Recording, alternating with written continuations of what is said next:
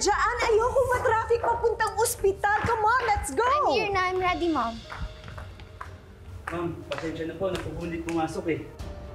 Okay lang, iwan mo kami.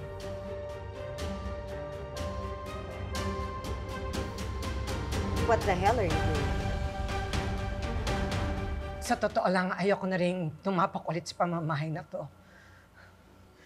Kaya lang wala na akong choice eh. Desperado na ako. At kailangan ni Lilet ng tulong. Nagpapakumabaho ako sa inyo.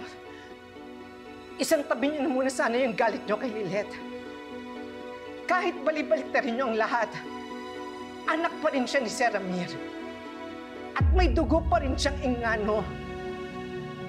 Kaya sana ho, nakikiusap po ako. Natulungan niyo si Lilet.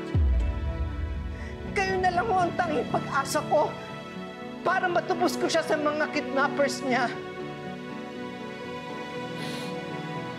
Sheila? Sheila?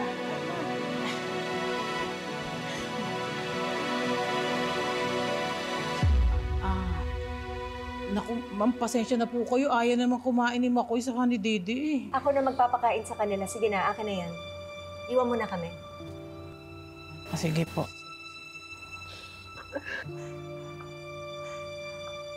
Ses, I'm not a heartless person. Kung gusto mo talagang mabawi si Lilet sa kamay ng mga kidnappers na yon, pwede ko namang tulungan ka. Talaga po?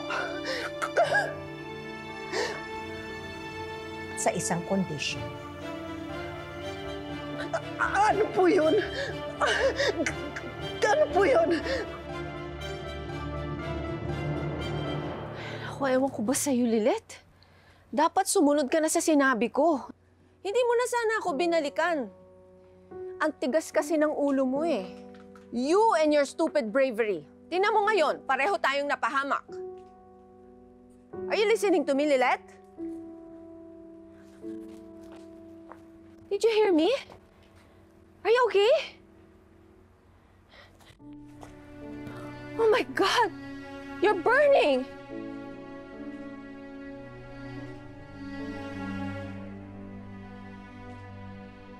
Naku, siguradong dahil sa natuyuan ka kagabi. Sorry po Hindi ko kaya sinunod. Hindi ko po kasi kayang iwan eh.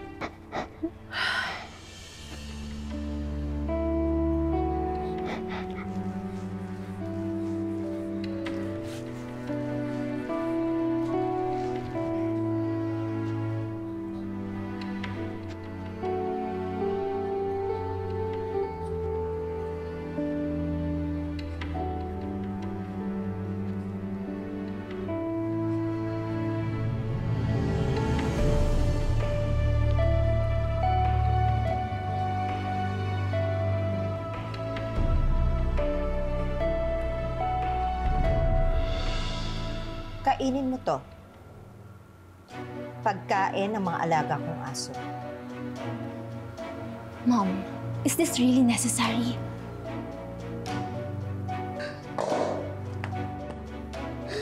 Ano? Susunod ka ba? O hahayaan mong mapahamak si Lilet sa kamay ng mga kidnappers na yon?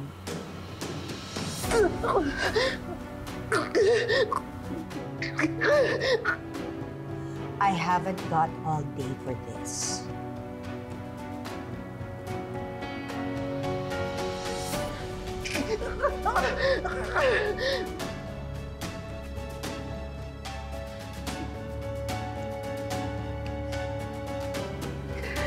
Mama sis.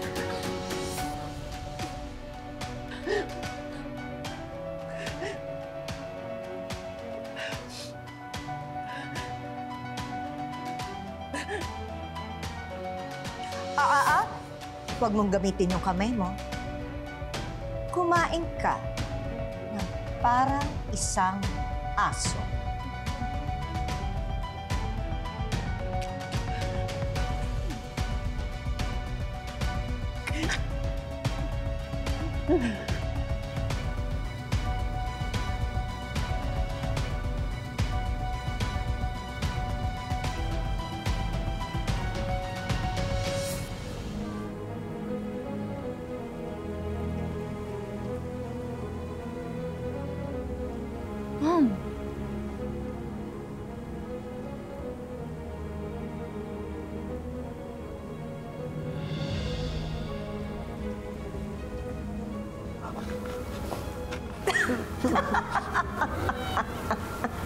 I can't believe you're doing this.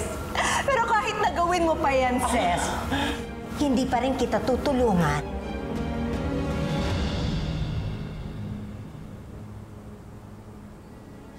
Hindi pa rin kita tutulungan na patubos mo si Lilette sa kamay ng mga kidnappers na yon. Actually, pinagdarasal ko nga na talagang tuluyan na siyang mabulok dun sa kamay ng mga kidnappers na yon para wala ng perwisyo sa pamilya ko. Nangako ka! Nangako ka! Kasalanan ko ba? Kung uto-uto ka, Pinaasa mo lang ako! Hayop ka! Hayop ka! Ito! Bakit sa'yo? get this crazy woman away from me! Stop it! Pinaasa mo na! Stop it! Get her away from me! Pagbabayaran mo itong ginawa mo sa akin, hindi ko kakalimutan itong ginawa mo sa akin, Seth!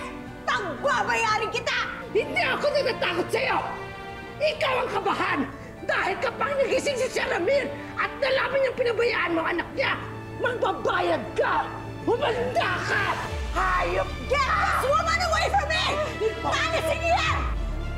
Paalisin niyo ang babae! Kansina!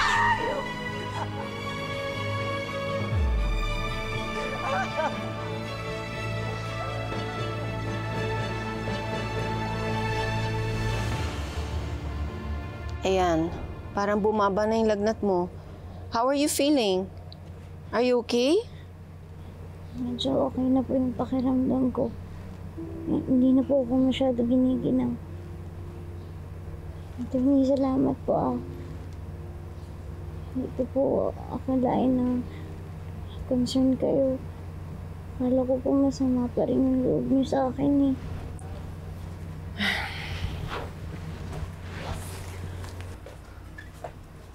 What do you expect?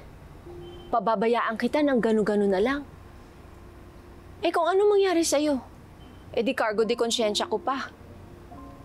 Alam niyo po, kahit maraming beses na kami nagkaharap ng anak niyo sa korte, at kahit madalas po akong manalo, never ko pong naisip na mas lamang ako sa kanya